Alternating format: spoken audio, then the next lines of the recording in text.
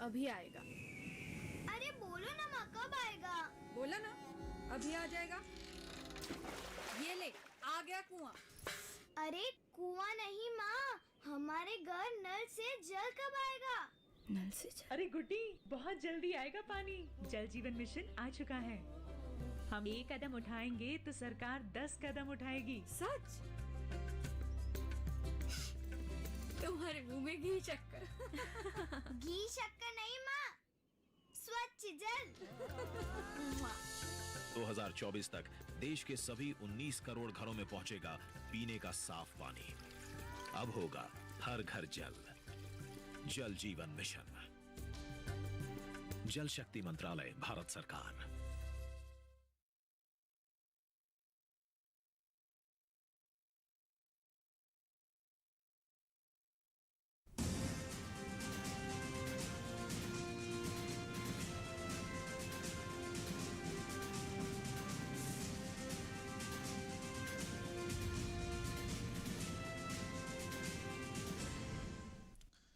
नमस्कार, किसान समाचार में आप सभी दर्शकों का बहुत बहुत स्वागत है। आज आपके साथ मैं हूं वसीम मिश्रा। शुरुआत करना चाहेंगे हेडलाइंस के साथ। केंद्रीय मंत्री डॉक्टर जितेंद्र सिंह ने श्रीनगर CSIR और शेर कश्मीर कृषि विज्ञान और प्रौद्योगिकी विश्वविद्यालय द्वारा संयुक्त रूप से आयोजित कृषि स्टार्टअप्स और किसानों की एक गोष्ठी को किया संबोधित। कहा, पहली बार मोदी सरकार जम्मू कश्मीर में युवाओं के लिए कृषि स्टार्टअप्स को दे रही है बढ़ावा।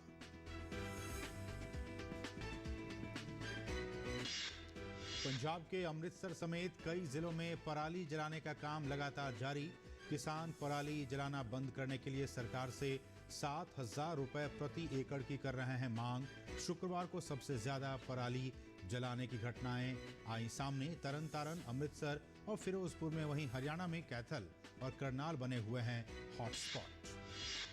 केंद्र सरकार के पेट्रोल और डीजल की कीमतों में कटौती के बाद 23 राज्यों और केंद्र शासित प्रदेशों में भी पेट्रोल और डीजल पर वैट किया कम, लेकिन पश्चिम बंगाल, महाराष्ट्र और केरल सहित 13 राज्यों और केंद्र शासित प्रदेशों ने अभी तक नहीं की है कोई कार्रवाई।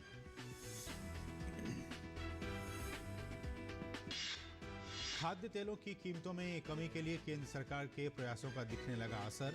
देश भर में खाद्य तेलों की कीमतों में 7 से 20% तक की कमी। केंद्र सरकार ने राज्यों से कहा, कीमतों में कंट्रोल के लिए किए जाएं प्रयास। और अब सभी खबरें विस्तार से। केंद्रीय विज्ञान और प्रौद्योगिकी राज्य मंत्री डॉक्टर जितेंद्र सिंह ने श्रीनगर में वैज्ञानिक और औद्योगिक अनुसंधान परिषद और शेर कश्मीर कृषि विज्ञान और प्रौद्योगिकी विश्वविद्यालय द्वारा संयुक्त रूप से आयोजित कृषि स्टार्टअप्स और किसानों की एक गोष्ठी को संबोधित किया। डॉक्टर जितेंद्र सिंह ने कहा कि पहले की सरकारों ने कश्मीर घाटी सहित जम्मू और कश्मीर में स्टार्टअप्स को जानबूझकर हतोत्साहित किया, जिसका नतीजा ये हुआ कि उद्यमशीलता और स्व आजीविका के लिए युवा बेरोजगार बने रहे। जितेंद्र सिंह ने कहा कि ये पहली बार है जब पिछले कुछ वर्षों में प्रधानमंत्री नरेंद्र मोदी के नेतृत्व में इस क्षेत्र में युवा स्टार्टअप्स के लिए कृषि क्षेत्र को बढ़ावा देने के लिए ठोस और प्रौद्योगिकी पर आधारित प्रयास किए गए। जितेंद्र सिंह ने कहा कि आज की खेती अब पुराने समय वाली खेती नहीं रह गई है। उन्होंने ये भी कहा कि आज का किसान वास्तव में अपने आप में एक ऐसा कृषि प्रौद्योगिकीविद या फिर एक कृषि स्टार्टअप है जिसके पास प्रधानमंत्री नरेंद्र मोदी द्वारा कृषि क्षेत्र में शुरू की गई नई तकनीक और प्रावधानों का उपयोग करके अच्छा मुनाफा कमाने का विकल्प है। उन्होंने कहा कि भारत सरकार वैज्ञानिक और औद्योगिक अनुसंधान परिषद के माध्यम से खेती के नए तरीकों के लिए सभी वित्तीय और तकनीकी सहायता प्रदान कर रही है, जिससे साल 2022 तक किसानों की आय को दोगुनी की जा सके। बात पराली की जाए तो पंजाब के किसान पराली जलाने से बाज नहीं आ रहे हैं, जिससे कि सरकार और कृषि वैज्ञानिकों की तमाम कोशिशें एक बार फिर नाकामयाब साबित हुई हैं। शुक्रवार को भी पंजाब के अमृतसर समेत कई जिलों में पराली जलाने का काम जारी रहा। सबसे ज्यादा पराली जलाने की घटनाएं तरन तारण, अमृतसर और फिरोजपुर में हो रही हैं। वहीं हरियाणा में कैथल और करनाल हॉटस्पॉट बने हुए हैं। पराली निस्तारण के लिए सरकार ने न सिर्फ मशीनों का इंतजाम किया है बल्कि सस्ता विकल्प भी दिया है। सिर्फ 50 रुपए के पूसा डी कंपोजर कैप्सूल का घोल बनाकर उसमें डालने से काम चल जाएगा, लेकिन इन जिलों के किसान इतनी सी बात भी समझने के लिए तैयार नहीं हैं। हालांकि पंजाब के किसानों का कहना है कि सरकार पराली निस्तारण मशीनों पर सब्सिडी देने के नाम पर भ्रम फैला रही है। किसानों की परेशानी ये भी है कि उनके पास रबी फसलों की बुआई के लिए ज्यादा वक्त नहीं है। हालांकि केंद्र सरकार की एक रिपोर्ट बताती है कि इस साल पराली जलाने की घटनाएं 2020 की यानी कि पिछले साल के मुकाबले अभी तक काफी कम देखी गई है। और अब बात करेंगे डीजल और पेट्रोल की कीमतों की। दिवाली से ठीक एक दिन पहले केंद्र सरकार ने पेट्रोल और डीजल पर उत्पाद शुल्क घटाने का ऐलान किया। इसके बाद अब तक देश के 23 राज्यों ने मूल्य वर्धित कर यानी वैट में कटौती कर दी है। इनमें से अधिकतर बीजेपी शासित राज्य या फिर केंद्र शासित प्रदेश हैं, लेकिन कांग्रेस शासित राज्यों में अब भी वैट की कटौती नहीं की गई है। ऐसे कुल 13 राज्य या फिर केंद्र शासित प्रदेश हैं जहां अब तक वैट कम नहीं किए गए हैं। ऐसे में इन राज्यों में सिर्फ केंद्र की ओर से दी गई राहत ही लागू है। दिलचस्प बात यह है कि जिन राज्यों ने वैट पर राहत नहीं दी उनमें अधिकतर कांग्रेस शासित राज्य हैं। ये राज्य हैं महाराष्ट्र, दिल्ली, पश्चिम बंगाल, तमिलनाडु, तेलंगाना, आंध्र प्रदेश, केरल, अंडमान निकोबार, झारखंड, ओडिशा, छत्तीसगढ़, पंजाब और राजस्थान। वैट पर राहत की वजह से पेट्रोल की कीमतों में सबसे ज्यादा कमी लद्दाख में देखने को मिली है। इसके बाद कर्नाटक और पुडुचेरी का स्थान है। लद्दाख में पेट्रोल की कीमतों में 13 रुपये 43 पैसे, कर्नाटक में पेट्रोल की कीमतों में 13 रुपये 35 पैसे और पुडुचेरी में पेट्रोल की कीमतों में 12 रुपये 85 पैसे की कटौती की गई है। वहीं डीजल के मामले में भी सबसे अधिक कटौती लद्दाख में 19 रुपये 61 पैसे प्रति लीटर की कर दी गई है। बढ़ेंगे आगे।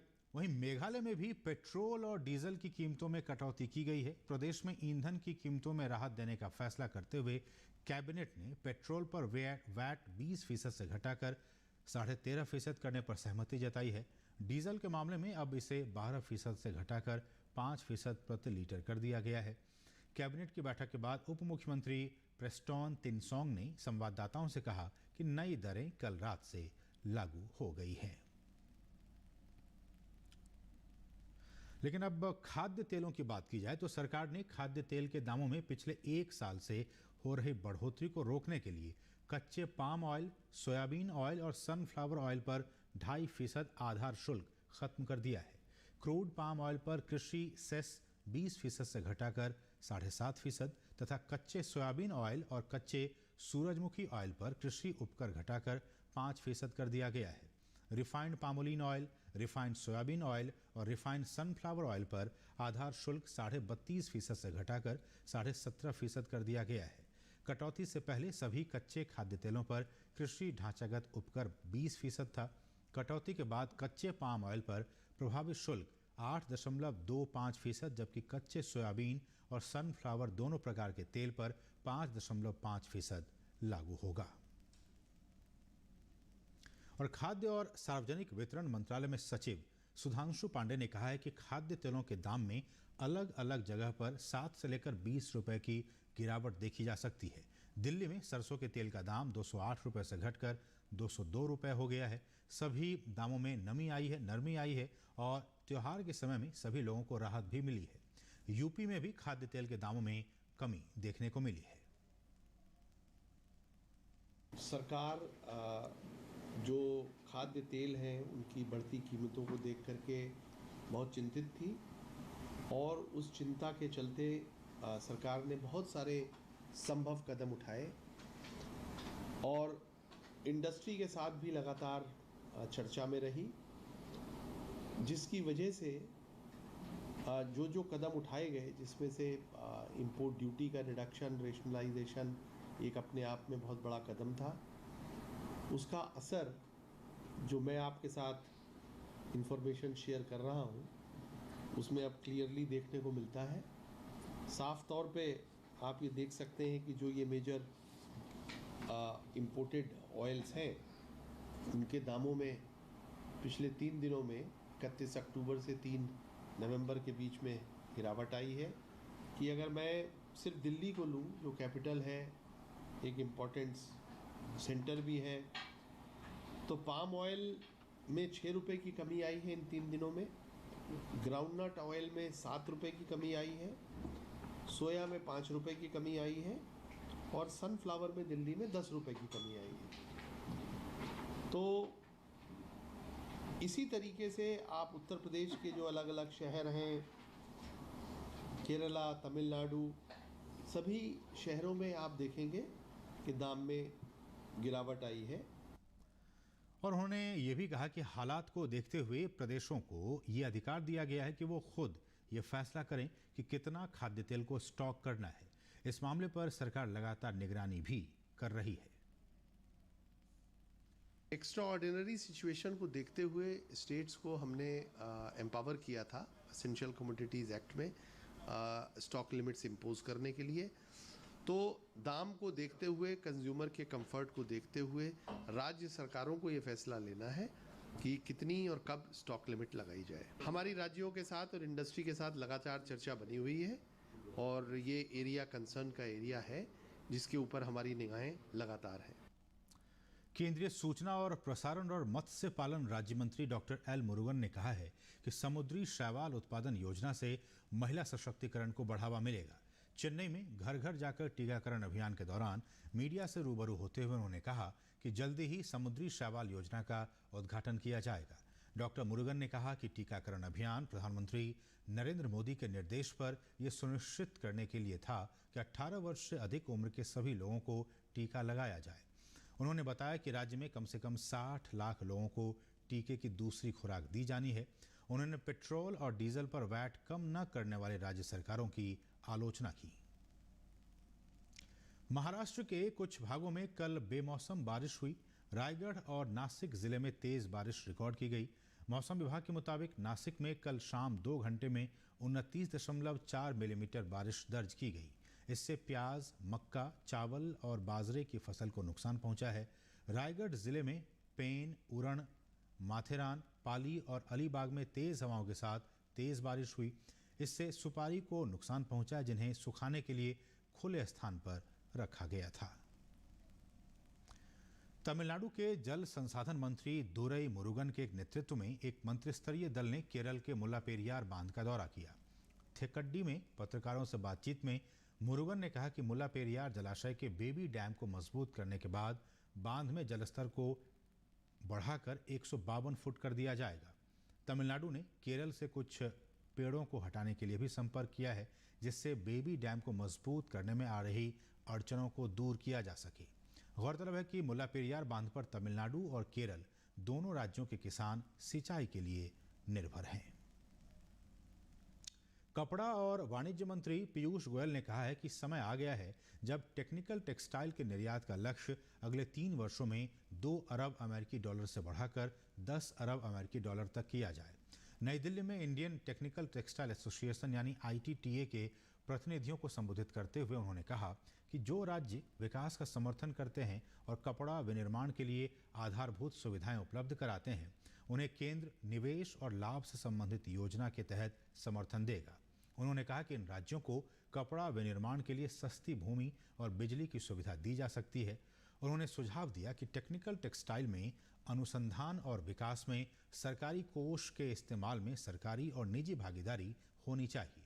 उन्होंने ये भी कहा कि उच्च प्रौद्योगिकी और स्वदेशी नवाचार उत्पाद की और ज़्यादा विकास करने की ज़रूरत है। उन्होंने ये भी कहा कि कंपनियों को कपड़ा विनिर्माण में उच्च मानक स्थापित करना चाहिए। गोयल ने कहा कि अंतर्राष्ट्रीय और स्वदेशी उपभोक्ताओं के लिए कपड़े की गुणवत्ता में कोई भी भिन्नता नहीं होनी चाहिए। उन्होंने कहा कि इसका मकसद कृषि, सड़क, रेलवे, जल संसाधन, स्वच्छता, स्वास्थ्य व्यवस्था और व्यक्तिगत सुरक्षा जैसे अहम क्षेत्रों में भारत को अग्रणी बनाना है। उन्होंने ये भी कहा कि इस संबंध में उच्च शिक्षा और योग्य कार्यबल पर अधिक जोर दिए जाने की जरूरत है। पूरे विश्व को भारत के ऊपर आज विश्वास है। और अब आइए नजर डालते हैं देश भर के मंडियों में चल रहे मंडी भाव पर।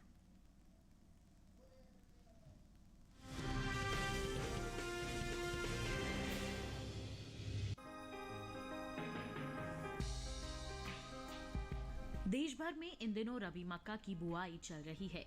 चालू रबी सीजन में मक्का की बुआई बीते साल के मुकाबले बढ़ी है। मक्का के रकबे में अब तक 5000 हेक्टेयर की बढ़ोतरी दर्ज की गई है। कृषि मंत्रालय की ओर से साल 2021-22 के लिए 29 अक्टूबर को जारी ताजा आंकड़ों के अनुसार चालू रबी सीजन में मक्का की कुल बुआई 83,000 हेक्टेयर में हो चुकी है। वहीं साल 2020-21 के दौरान मक्का की बुआई का रकबा 77,000 हेक्टेयर ही रहा था। वहीं साल 2021-22 के लिए मक्का का पहला अग्रिम अनुमान जारी किया जा चुका है। कृषि मंत्रालय की ओर से जारी पहले अग्रिम अनुमान के अनुसार साल 2021-22 के दौरान देश में मक्का की पैदावार 21.24 मिलियन टन होने का अनुमान है। त्योहारी सीजन के चलते कृषि उपज मंडियों में शुक्रवार को मक्का की आवक सुस्त रही। इक्का दुक्का मंडियों में ही मक्का बिकवाली के लिए पहुंची। वहीं बात इसके हाजिर भाव की करें तो एगमार्क नेट के अनुसार कर्नाटक की मुंडारागी मंडी में पीली मक्का के सौदों में बढ़त के साथ कारोबार हुआ। यहां 2 नवंबर को पीली मक्का का भाव रहा 1,571 रुपए। 5 नवंबर को इसके भाव में 27 रुपए की तेजी आई और भाव 1,598 रुपए पर जा पहुंचा। इसी तरह ओडिशा की नवरंगपुर मंडी में मक्का के भाव में उठाव बना रहा। यहां 4 नवंबर को हाइब्रिड मक्का का भाव था 1,400 रुपए। 5 नवंबर को इसके सौदों में 438 रुपए का उछाल आया और भाव हो गया 1,838 रुपए। जबकि उत्तर प्रदेश की गाजियाबाद मंडी में बीते 2 दिनों के दौरान पीली मक्का के भाव स्थिर रहे। यहां 4 और 5 नवंबर को पीली मक्का 1,850 रुपए पर बिकी।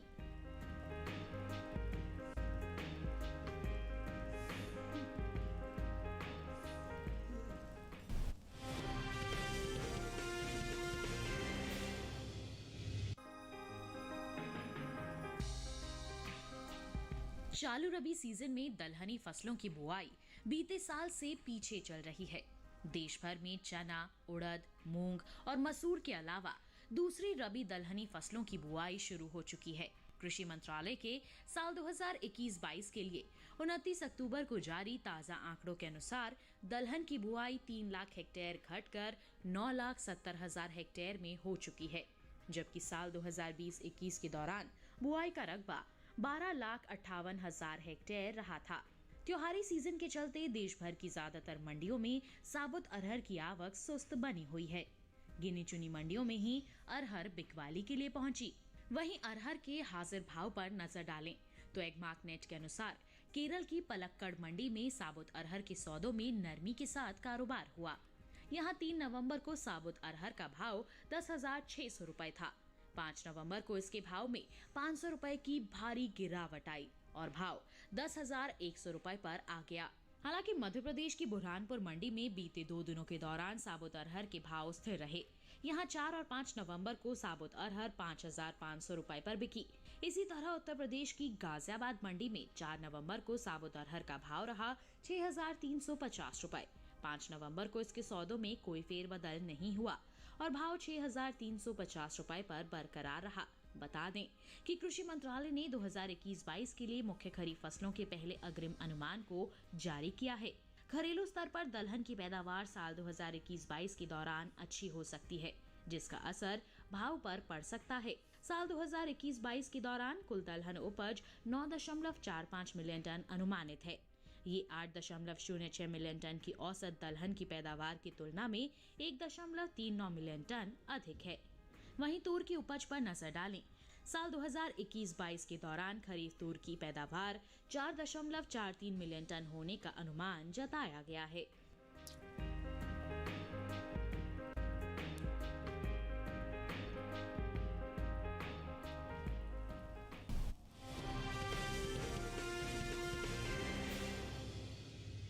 और अब बात मौसमी खेती की। आइए देखते हैं इस मौसम में खेती का सबसे जो मुफीद चीज़ें हैं, किस तरह की खेती की जाए इस मौसम में। आइए उस पर एक निगाह डालते हैं।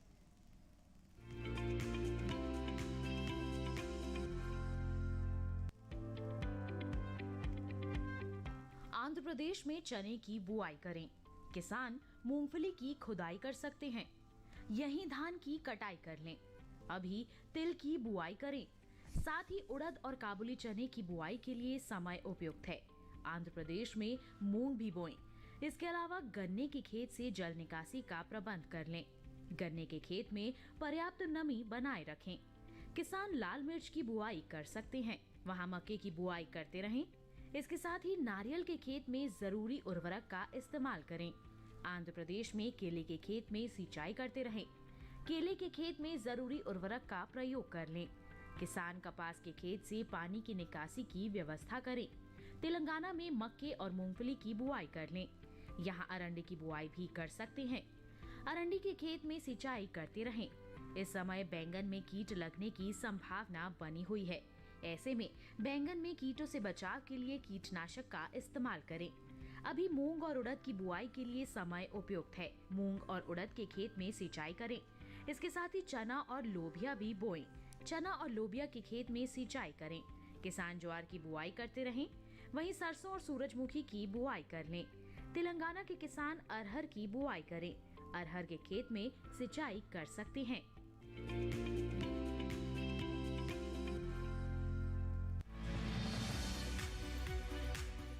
इस समय पालक की बुआई की जा सकती है। पालक को मैदानी और पहाड़ी दोनों क्षेत्रों में बोया जा सकता है। मैदानी इलाकों में सर्दी के मौसम में ये ज्यादा बोई जाती है। वैसे तो इसे किसी भी प्रकार की मिट्टी में बोया जा सकता है, फिर भी दोमट मिट्टी इसके लिए सर्वोत्तम मानी जाती है। अलग अलग राज्यों के लिए अलग अलग किस्में हैं। किसान वैज्ञानिकों से सलाह लेकर बीज का चुनाव कर सकते हैं। अच्छी नमी से बुआई करने पर तुरंत सिंचाई की जरूरत नहीं पड़ती। फिर भी बुआई के 8 से 10 दिन बाद सिंचाई करना आवश्यक है। इसके बाद 10 से 15 दिन के अंतराल पर सिंचाई करते रहें। पत्तियों की हर कटाई के बाद सिंचाई करना ना भूलें। खरपतवार नियंत्रण के लिए बोने के 15 से 20 दिन बाद पहली निराई गुड़ाई कर दें। पालक के लिए 2 से 3 बार निराई गुड़ाई करनी चाहिए। पत्तेदार सब्जियों में आमतौर पर बीमारी नहीं लगती, फिर भी अगर बीमारी लग जाए तो कटाई के बाद दवा छिड़कें ताकि पत्तियों पर दवाई का असर ना हो। वैसे पालक में सर्कोस्पोरा लीफ स्पॉट और डंपिंग ऑफ जैसी बीमारियों की आशंका रहती है। लीफ माइनर, चैंपा, माहू और इल्ली जैसे कीट पालक की पत्तियों को नुकसान पहुंचा सकते हैं। बचाव के लिए विशेषज्ञों की सलाह पर उचित दवाएं छिड़कें। ध्यान रखें कि फसल में किसी भी प्रकार की दवा का छिड़काव करने से पहले कृषि विशेषज्ञों से सलाह जरूर लें। पालक की 1 हेक्टेयर में 80 से 100 क्विंटल तक पैदावार होती है। इसे कई बार काटा जा सकता है।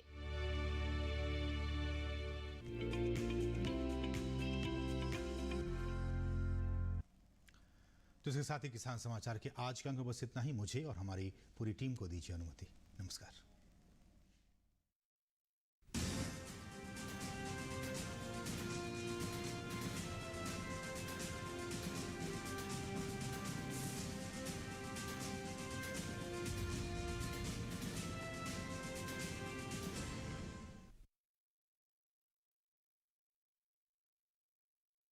के साथ शनिवार शाम 7 बजे और जानिए कैसे होती है समंदर में खेती। ये कहानी है एक पिता और उसके बेटी के बीच के मतभेद की। मैं अपनी बेटी की हर चाल से 4 कदम आगे रहना